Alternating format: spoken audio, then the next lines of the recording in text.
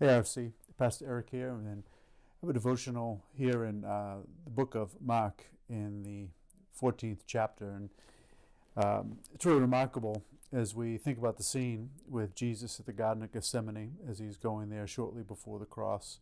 And he has disciples with him, and he's calling them out to go and to watch and to pray. As he goes to pray to his Father in the midst of this great hour, the time where he's under the vice of this great hour of temptation and vice in the midst of the Garden of Gethsemane. And he says in verse 38 to his disciples, "Watch and pray that you may not enter into temptation. The spirit is indeed willing, but the flesh is weak." There's two commands there for us to think about, and one is to watch, and the second is to pray. And the goal is so that there's no entering into temptation.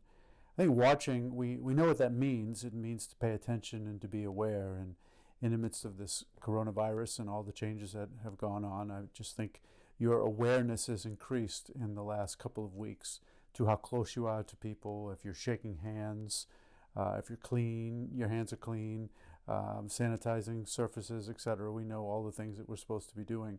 I even think about a week ago, I had a morning meeting with some guys, and we were shaking hands as we came to the meeting, and now that would be something that we wouldn't be doing because we are much more aware. We're watching, and we are aware. The watchfulness here isn't really against germs, of course, that Jesus has in mind, but it's spiritual temptation. It's a temptation to sin against God and be drawn away from God and enter into temptation. So there needs to be a degree of watchfulness and awareness here. I suppose one way you would know that you've been drawn into temptation and your defenses are down, your spiritual immune system has been compromised, is if you don't think there's a threat at all. And that's what happens with the disciples. They fall asleep. They're not watchful. They're not careful. But the other side is what Jesus says, and that is to pray. And that is to pray that doesn't enter into temptation. There's a need for us as believers to be watching and praying. Paul says to be devoted to prayer in Colossians 3, to always be praying in 1 Thessalonians chapter 5. We are to be people that are prayerful people. And I think if you put those on parallel tracks, watching and praying, and so that we don't enter temptation, we really see the need here to be praying and watching as long as we are vulnerable or susceptible to temptation, which really is another way of saying watch and pray as long as you live in these earthly bodies.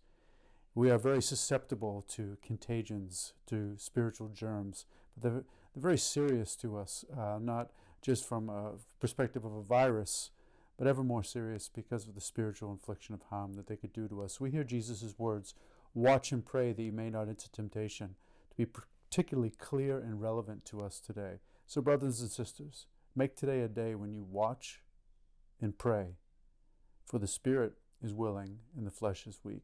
Therefore we must watch and pray. We'll see you again soon.